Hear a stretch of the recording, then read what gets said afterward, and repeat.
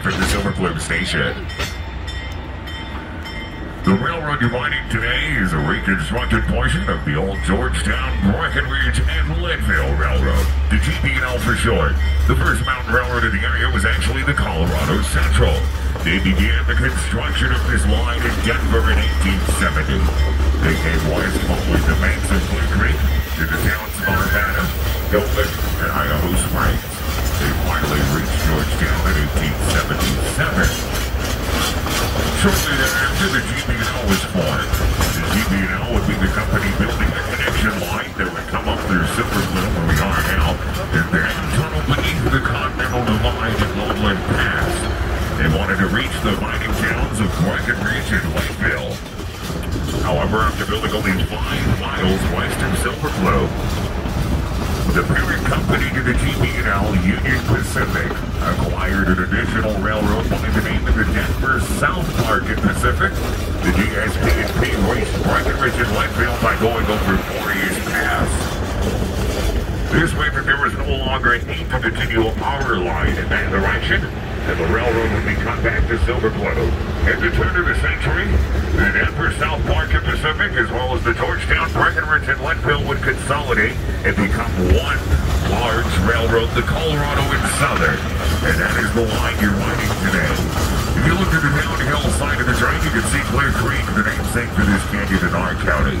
This ice cold water forms directly from snowpack on the Continental Divide, just a few miles west from here in Loveland Basin. In about 7 to 10 days, believe it or not, this water will have made its way all the way to the Gulf of Mexico. Although this is just a stub-in branch line out of Denver, the railroad was very profitable in the early days. It brought miners, their families, and supplies to the mountain communities. The railroad would take gold and silver ore down to Denver and golden mills for processing. And it would continue this way until 1893. That's when the Sherman Silver Purchase Act was repealed. We went from a 2-standard currency to strictly the gold standard, in which the government no longer purchasing silver from these mines. Mining for the silver was no longer profitable.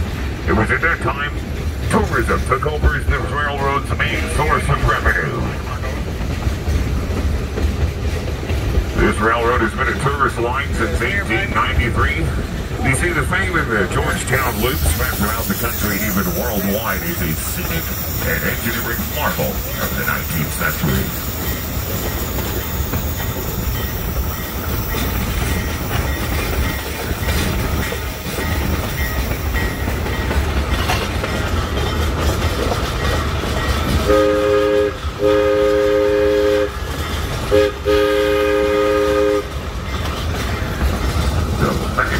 Thing to do would be to catch the train in the morning in Denver, ride up over the loop, maybe enjoy a picnic lunch in Silver Plume, and arrive back in Denver in time for supper.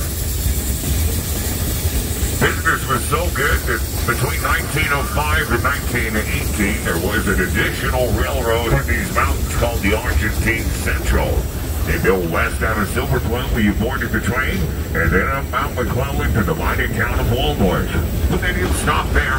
They kept building to the peak of Mount McClellan at an elevation of 13,500 feet. They used special Shay-type geared steam locomotives on that line, as they were the only locomotives that could haul up the steep grades, often in excess of 7%. It was those steep grades that earned the short-lived rail line the nickname the Stairway to the Stars.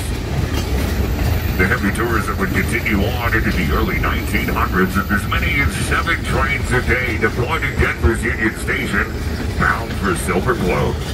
However, in the 1920s, the up-and-coming automobile began to absorb the majority of the railroad's passenger business, as it made it easier for tourists to explore the mountains on the route. The Colorado and Southern did continue running a few freight trains a week for several more years, but it was not enough business to pay the bills, and in 1939, the railroad filed for bankruptcy and abandonment of the line. Then, between 1939 and 1941, all the rails and bridges were torn out and sold for scrap. Like so many other mountain railroads in Colorado, our story would have stopped there, but due to all the rich history associated with the Colorado and Southern, the Historical Society saw fit to preserve this line and began planning its reconstruction in the late 60s. There was just one problem. Simultaneously, the Highway Department was planning the construction of Interstate 70. The original intentions were to build the interstate up the middle of the valley floor, destroy the Georgetown Loop Railroad grade. Thankfully, the Historical Society was successful in petitioning the Highway Department and moved the interstate to the side of Republican Mount where you see it today, and began rebuilding the line in 1973 with 3 miles of 70-pound rail donated by Union Pacific. Passenger service was resumed on this line in 1975, and we've been in service every year ever since. This is the Highfield Curve, one of the more scenic portions of our line. On the right, you'll have an excellent view of the Devil's Gate High Bridge.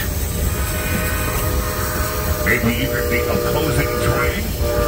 And to the left, we have this bowl-shaped area that we call the ballpark. This was once a clearing where the miners would congregate with their families on Sunday because that was their only day off, and they would maybe enjoy a picnic lunch here and compete against other mining companies in the game of baseball. Rumor has it if you hit the ball over Highfield Curve, automatic home run. The rails you're riding today are narrow gauge. This means that they are only 3 feet apart. Most railroads in our country will use standard gauge where the rails are 4 feet, 8.5 inches apart.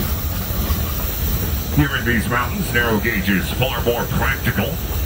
It's much cheaper to build initially. A standard gauge line over this same path would have cost $3